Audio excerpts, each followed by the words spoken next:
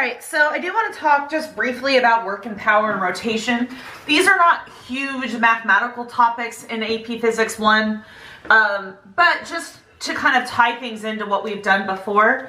If I have like an object moving in a circle, if an object ends where it starts, so if we go through one rotation in linear terms, there is no linear displacement, but there has been an angular displacement. So that this particle here has gone through some displacement. Now, if this occurs at a constant speed, we know from that work is equal to the change in kinetic energy. Okay, that's our work energy theorem. So if this occurs at a constant speed, then even though there's a displacement here, there's still going to be no work done because there's no change in kinetic energy. So it's going to be consistent with what we did before, but if I'm looking at rotational kinetic energy, then my work would be k rot 2 minus k rot 1. So my work would equal 1/2 I omega 2 squared minus 1/2 I omega 1 squared. So that work would equal 1/2 of I times omega 2 squared minus omega 1 squared.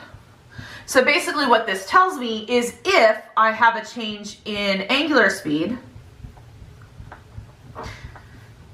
then there is work being done. Then work is done. And if my angular speed increases, then my work is positive. If my angular speed decreases, then my work is negative. So that's kind of the same thing, except we're just going to look at a change in rotational energy. So the work energy theorem here still applies. Now, how would I determine how much work is done? So, and what does the work? Well, in rotation, it's torque that's going to do work. So, for example, if this point mass starts here and starts maybe at a speed of 0, then basically what's going to happen is in order to get to change speeds, I'm going to have to apply a force, and at least some component of that force has to be tangent to my circle. And that force is going to cause a torque. And that torque is what is going to do work.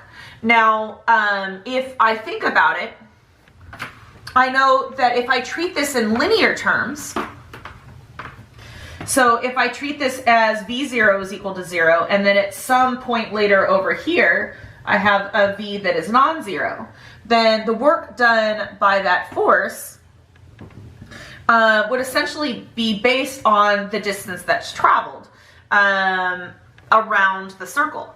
So you would have kind of that situation right there. Now, that would essentially be my force times my distance s.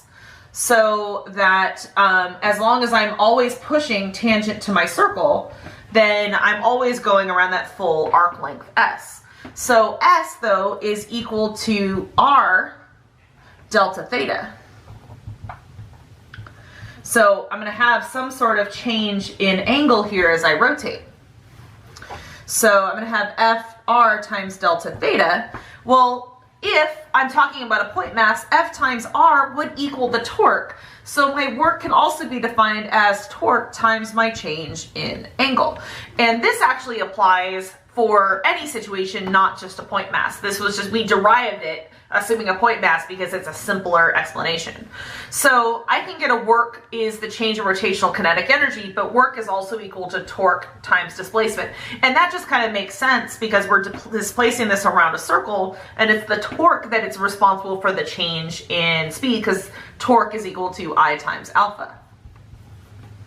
So I also know that alpha, just to kind of relate this back to kinetic energy, that alpha is going to be the same thing as change in omega over change in time. It's the same thing as alpha. So if I replace alpha with change in omega over change in time, I get that work is going to be I times change in omega over my change in time times delta theta.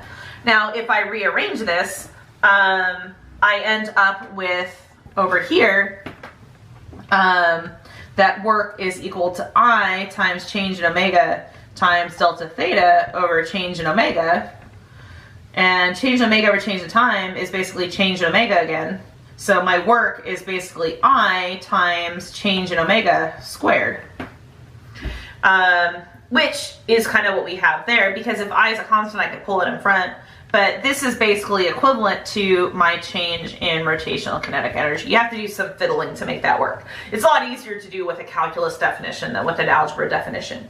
But either way you work it, the work is being by torque, acting over some angular displacement that is responsible for changing our angular speeds. And you can see that if I have a larger rotational inertia, that if I apply some amount, if I do some amount of work, the bigger the rotational inertia, the smaller the speed I'm going to get out of it, which I think makes sense. So that's kind of our definition of work. Like I said, more conceptual than anything else, just realizing that we can relate everything together. Now, power we defined as essentially the change in energy over the change in time. So in this case, my power is going to be a change in energy. Well, that's going to be my change in rotational kinetic energy over my change in time. So power works essentially the same.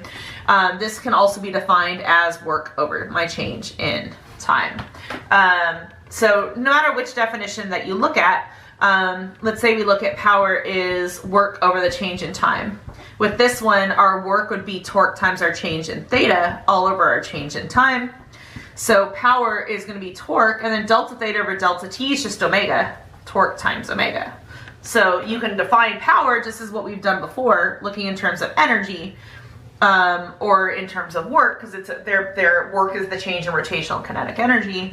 But you could also define your power as the torque times the angular speed, which is very similar to when we said power is force times linear speed.